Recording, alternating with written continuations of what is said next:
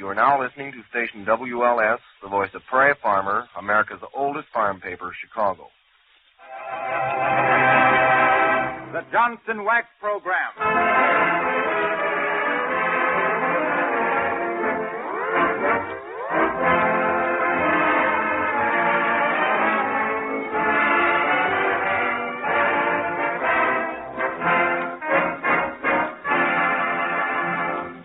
Everyone, the makers of Johnson's Wax present another gleaming, glossy, gay and garrulous grab bag of fun and music with Rico Martelli's orchestra and starring Marian and Jim as Fibber McGee and Molly.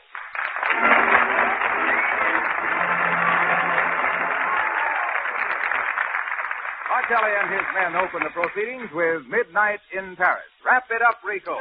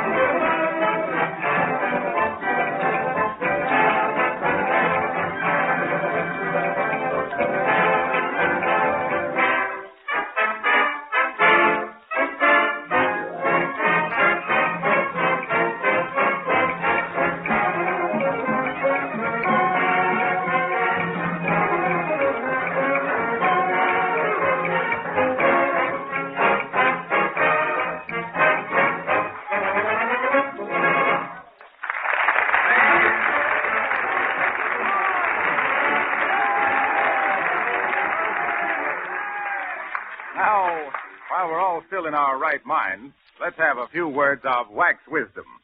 Until you actually use Johnson's Glow Coat on your linoleum, you can't possibly know what a difference it makes in the looks of a floor.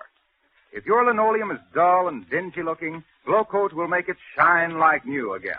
Or if you have new linoleum on your floor, just remember that you should protect it with Glow Coat if you want to keep it beautiful and save it from becoming worn and lifeless. Glow Coat is so easy to apply. You do no rubbing or buffing. In 20 minutes, Glow Coat dries to a bright, gleaming polish that sheds dirt and dust and saves you hours of cleaning time. Look for the attractive yellow can with the lettering Johnson's Glow Coat.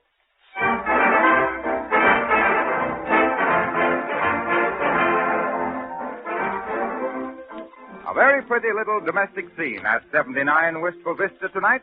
Fibber and Molly are seated in the living room. McGee is tuning in the radio.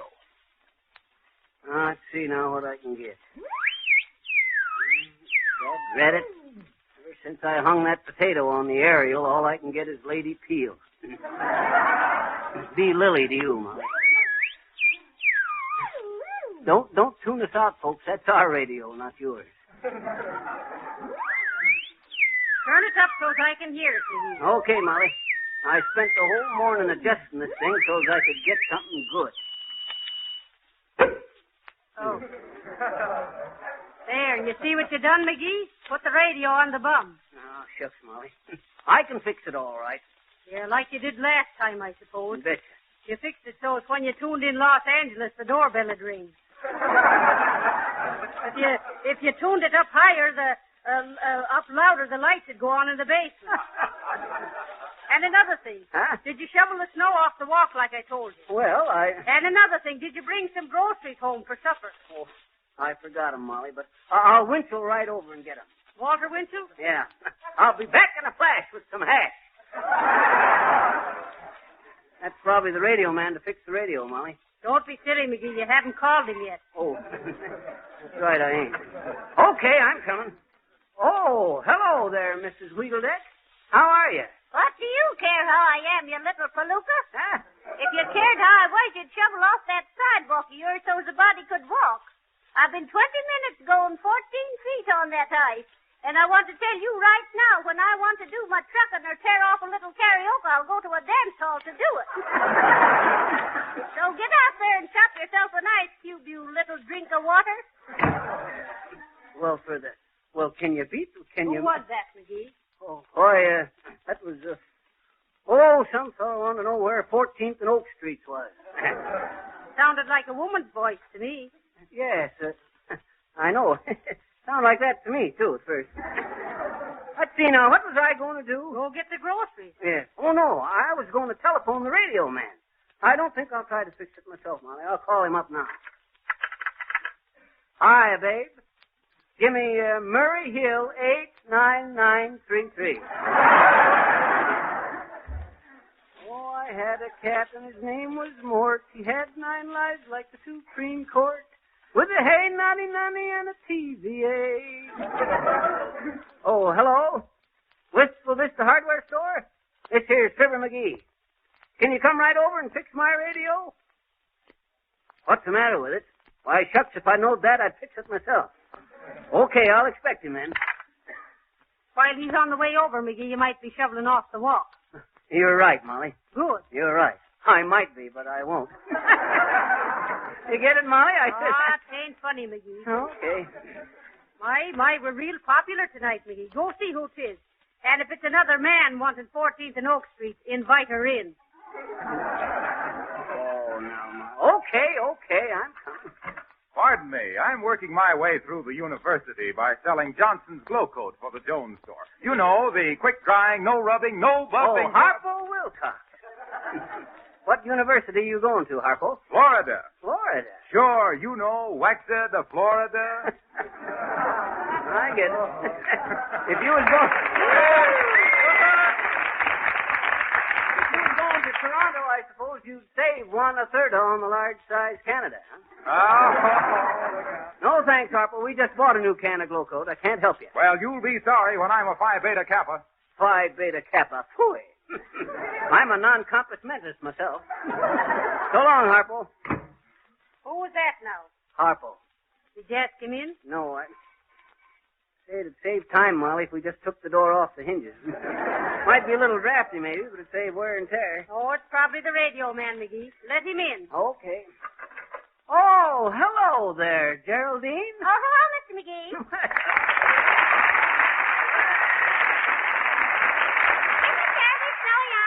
Isn't it really?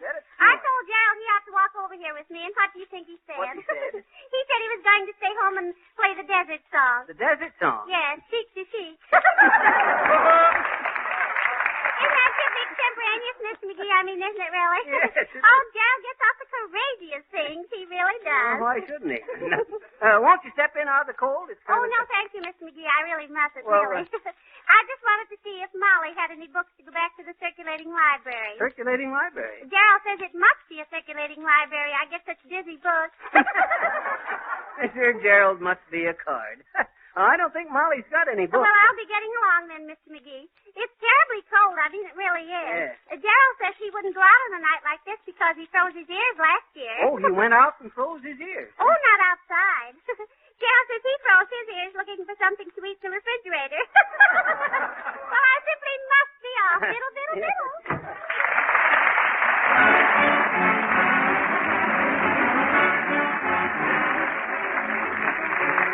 And now we are to hear Rico Martelli and his men play a very catchy song submitted in our recent amateur songwriters contest.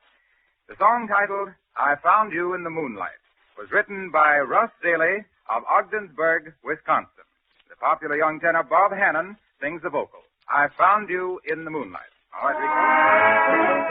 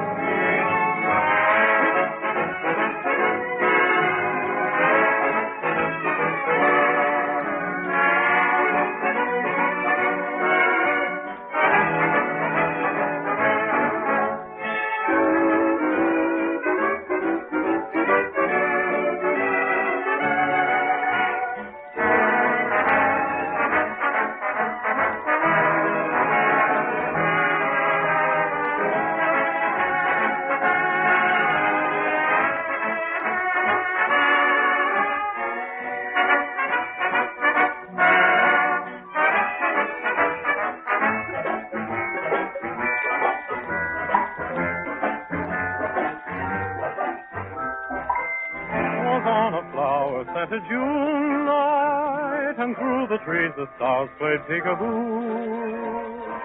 The night I found you in the moonlight, and lost my head completely over you. I only meant to say good evening, to pass you by and find my way to bed.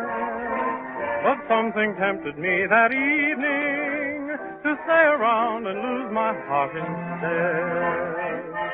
You were sweet, a gentle breeze was sighing, and the moon was fair above. First we laughed, then did a little crying. We found ourselves in love. And now so often on a June night, in lovely dreams it seems I live in you. The night I found you in the moonlight and lost my head completely over you.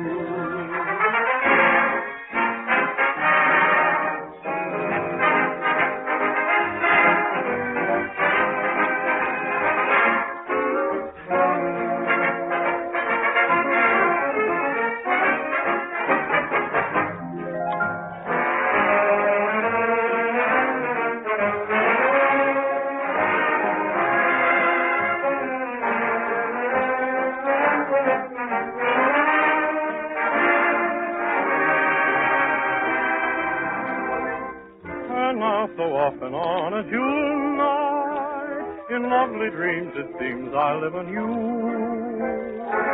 The night I found you in the moonlight and lost my head completely over you.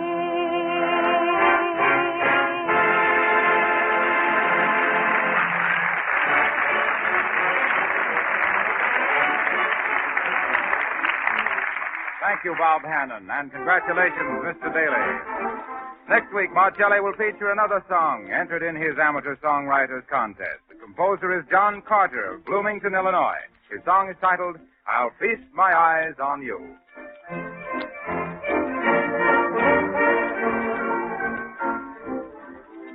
Back at Wistful Vista, the McGees are waiting for the arrival of the radio repairman so they can continue with their nice, peaceful evening.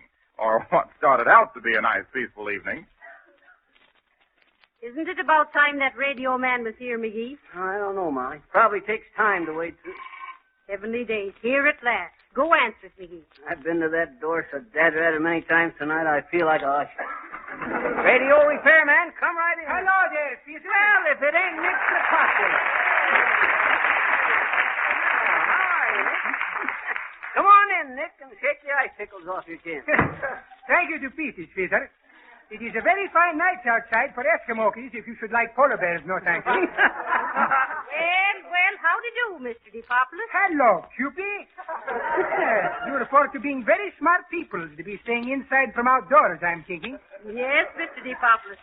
We thought we'd stay in and listen to the radio this evening, but the radio's busted, and we're waiting for the man to come and fix it. Come on in and sit down, Nick. Sure.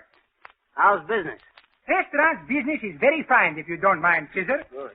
One Cupid customer, she's for to telling me, Mr. Restaurantsman, in all the world, there is no restaurants where I'm getting such stoom-prooms as this. Stoom-proom? What you mean, stoom-proom? Now, don't pull me with that stuff, Scissor.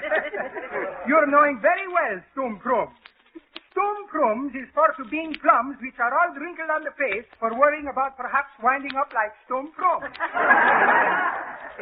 Oh, so the lady said there was no place in the world where you could get such stewed prunes as in your restaurant. That's right, Cupid.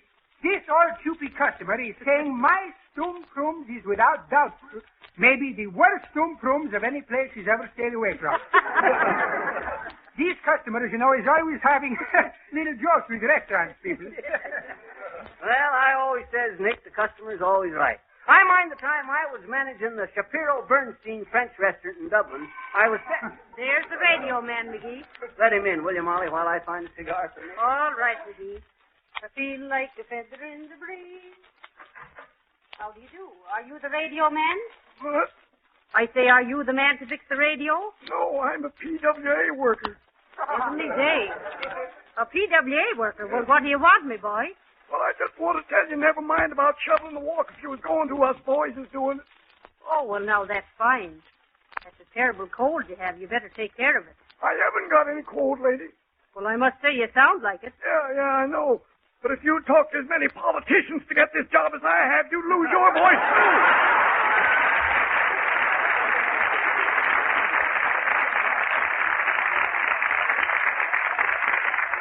Who was it, Molly? Radio man? No, McGee, it was a man from the city. He says they're shoveling off the walks themselves, so now you won't have to. I won't have to, huh? Caesar is seeming quite happy, Cupid. Was he afraid for to have shoveled the sidewalks off with snow? Sure, Mr. DePopulis. Every time he sees a shovel, he gets stage fright. I can't help it, Molly. My grandmother over in Ireland was frightened by some mining tools. And what happens about that, Caesar? So when I was born, of all the 11 kids, I was the pick of the lot. Have a cigar, Nick. Thank you, Caesar. You know, Mr. DePopulis, you'd think that a cold night like this, everybody'd be staying home. But that doorbell has rung 20 times at least. That is just your personal magnitude, Cupid. I'm for to flattening you, I think, but you're right. How do you mean she's right, Nick? Well, this is very fine evening for not going someplace. Betcha. This is what I'm thinking myself. I'm thinking this is such a bad night with cold and snowing that no people who is smart with brains is staying home. So that's why I'm here. You grab me? No, not exactly, but never mind. I hear you served a nice dinner in your restaurant on Washington's birthday, Mr. DePopulis. Oh, sure, Cupid. Judge Washington, he was a great man, I'm thinking. Indeed he was. But you Americans have a lot of great patriots, like Abraham Lincoln, Brick Wall Jackson, Jacques Dempsey, and this Tarzan with the monkeys. That is a great people. Shucks, you had some pretty good Greek people, too, Nick. Helen of Troy, for instance. No, Peter. Helen of Troy, she was a bad Cupid, I'm thinking. Oh, but she was beautiful, Mr. DePopulis. They say she had a face that launched 1,000 ships. If she is for to having her lunch on 1,000 boats, she's crazy from sailors, like my first Mrs. DePopulis was. Why, what'd she do, Nick? Well, she's running away from me with a uniform with a Navy sailor inside. Oh. Yes, you know, all ladies is foolish from sailors, Cupid. Perhaps except you. And I'm not so sure I'm talking sense when I'm saying that, too. Oh, is that so? Well, that's probably why Molly fell for me, Nick. I used to be a bosun's mate on the old USS Peoria. I mind the time one day when we docked down at Rio de Janeiro with... Heavenly days. If this isn't the radio man, I don't know what I'll do.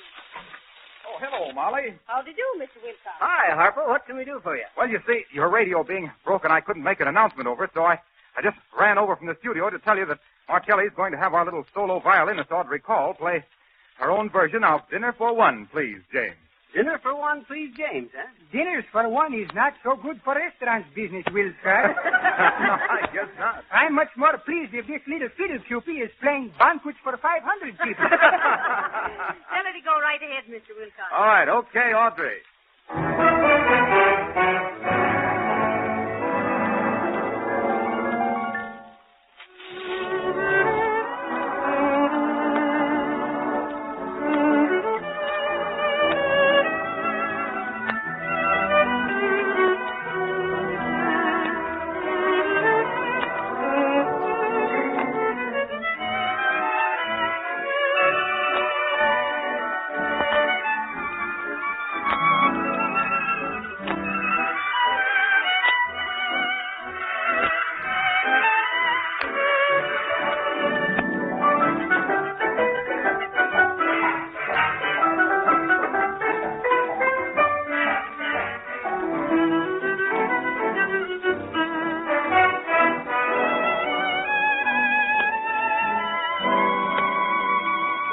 As Misha Hellman might play it.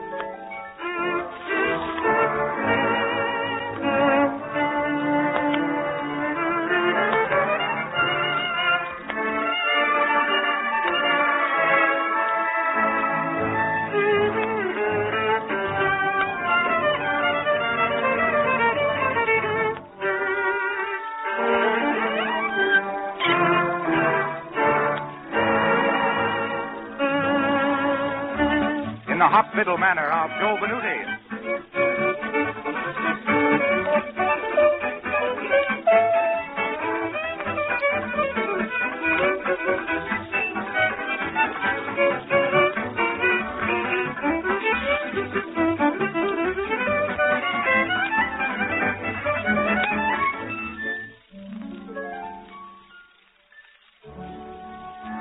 Viennese touch a la Chrysler.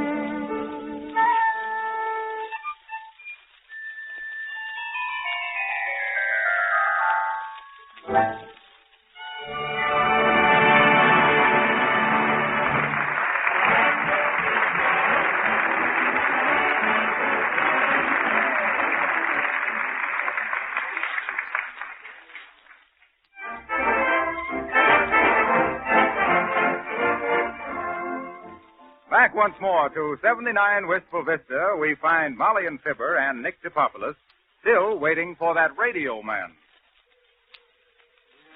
Telephone. Probably the hardware store saying they can't send a repairman. Get it, will you, Molly? Okay, McGee. Hey, Nick, did I ever tell you about the time He's like a feather in the breeze. Hello, 79 Wistful Vista. Mrs. McGee speaking. Who? The Wistful Vista Hospital? What? Yeah. Oh, heavenly days. A what? A case of amnesia? Oh, I see. He's lost his memory. He's run away from the hospital and he's headed this way. Good heavens, will he... Oh, he's harmless if nobody excites him. Oh, I see. Sure, we'll keep eye out for him. Sure. Red hair, blue eyes, and wearing hospital slippers. Sure, ma'am, but it's hardly likely he'll come here. No, I won't worry anyone about it at all. Thank you for calling, ma'am. Goodbye. Oh, dear, I better go lock the back door. Red eyes, blue hair, wearing amnesia slippers. Hey, Nick, let that radio man in, will you? I've been to that door 50 times tonight. Talkly Duckley. Hello, Squeezy. Are you the man from the hardware store? Yes. From the hardware store, the drugstore, the bakery, and the car barn. Particularly the car barn. I've got a nickel. Give me a nickel. I give you cups of coffee. Hey, what's going on? Oh, well, come right in, brother. There's the radio over there. And hurry up, will you? Shucks, I don't know what kept you so long.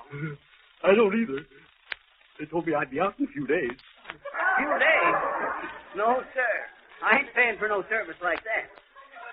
Hey, what you wearing them carpet slippers on your feet for, bud? They don't fit on my head. Oh, a wise guy, huh? Well, get to work on that radio and don't be so sassy. He's for to having nice croppings of red hairs, Fizzer. Yeah. Like double orders of stewed carrots, I'm thinking. Oh, well, I don't care what color his hair is if he gets busy. What you staring at, bud? What a lovely painting on the wall. Painting?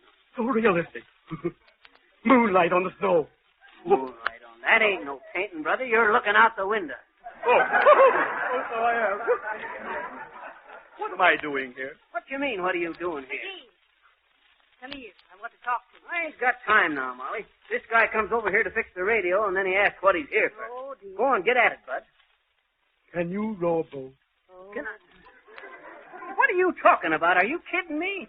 I believe I will, if you don't mind. Huh? Fizzer, you're always giving people the Raz apples, and now you're forced to having some of my own medicine. Medicine.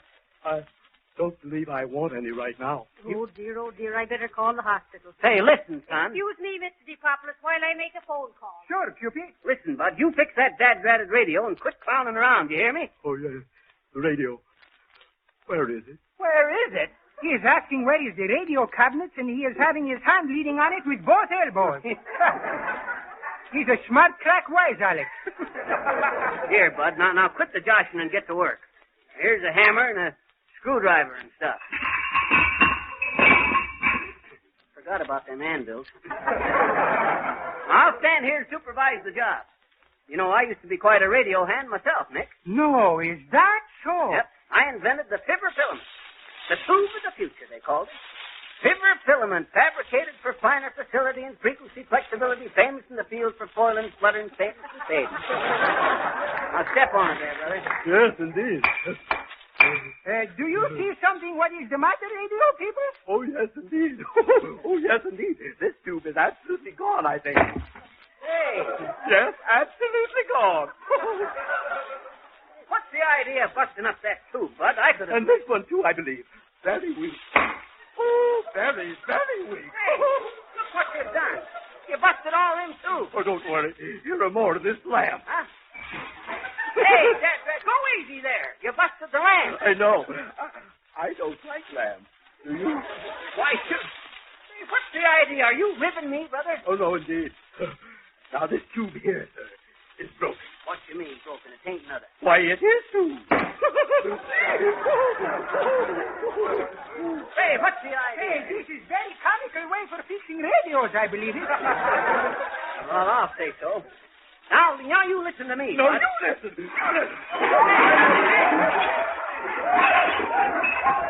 What's the idea, I reckon, with that? Quiet. Don't shout at the man. Don't shout at the man. No. You see what he done? Oh, now what? I'll go, McGee. I'll go. Okay, lady, where is he? Oh, he just come right in, please. He hasn't done any harm, has he? No, not a bit. There's hardly any, that is. Come on, Mr. Quinn. We're going now. Oh, thank you so much for coming. I don't like this place. It's full of radio tubes. You don't like it? Full of... Say, who is this fella? Quit shouting, buddy. That just makes him worse. Huh? This guy got a crack on the head in an accident and ran away from the hospital. He'll be okay in a couple of days. Come on, Quinn. Thanks for calling us, lady. Oh, that's all right. Good night, Mr. Quinn. You must come over and fix my radio sometime. Good night.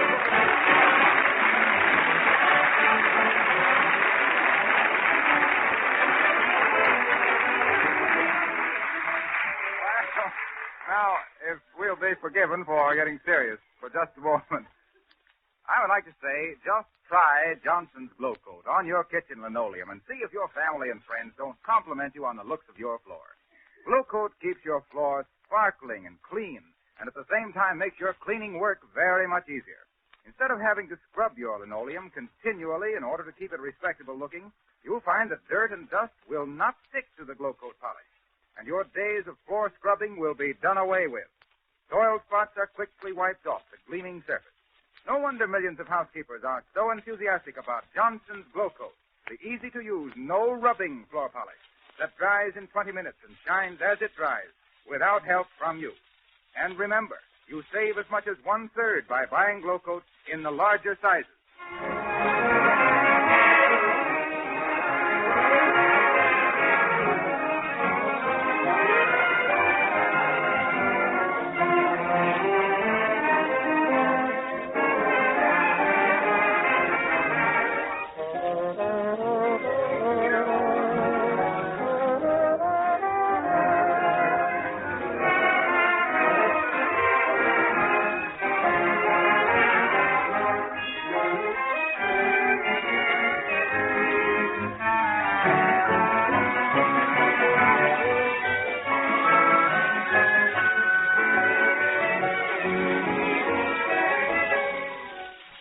Don't forget, next week at this same hour, you have another rendezvous with the ribbing, romping McGees.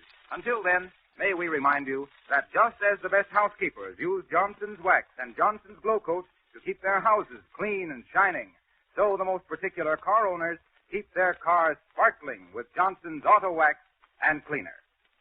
This is Harlow Wilcox, the voice of Waxperience, saying good night.